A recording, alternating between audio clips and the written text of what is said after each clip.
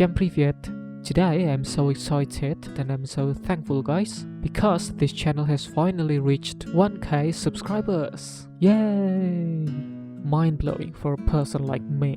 Thank you so much guys for being so supportive and patient with me. And today's video is about an update of my graphite powder tutorial video. So my technique has changed quite a bit since this drawing here.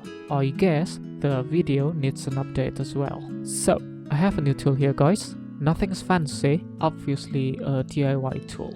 Just a ballpoint with cotton. You can use stick or whatever. I'm gonna apply my graphite powder with this tool, and the idea is to darken the paper, especially the shadow area.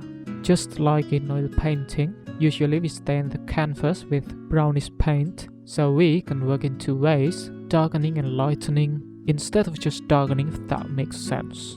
For this drawing, I sketched the entire drawing first. This is gonna help me locate where I need to put shadow, light, and so on.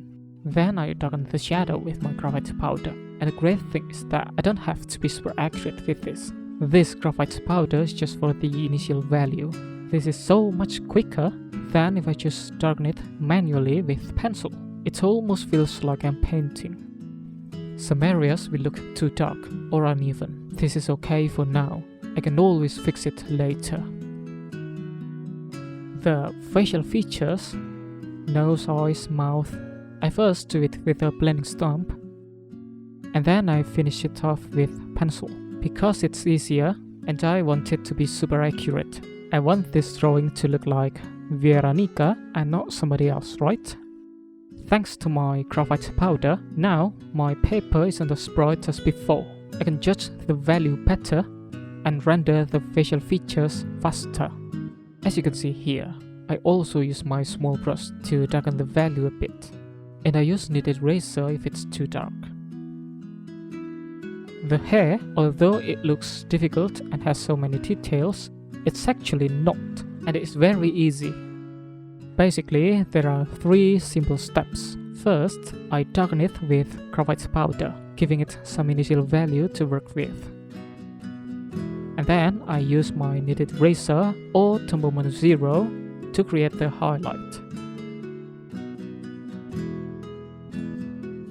And then I darken the darkest dark further with my 8B or my blending stump.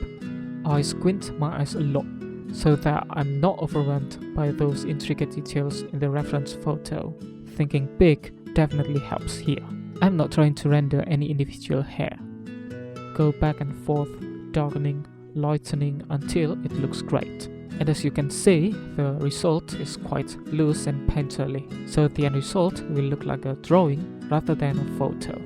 I always wanted my artwork to be loose and painterly, but feels realistic at the same time. Working with graphite powder is so much fun.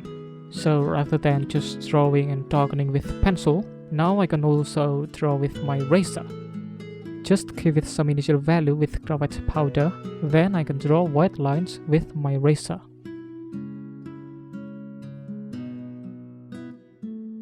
The drawback of using graphite powder is that it can be very messy and dusty, so that's why I prefer to work with small areas at a time.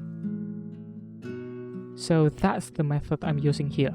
Very simple, faster, and I love the result. Looks very painterly. So that's it for the update. Any questions, comment down below, and enjoy the time-lapse guys. Don't forget to subscribe to the channel. Спасибо. Пока.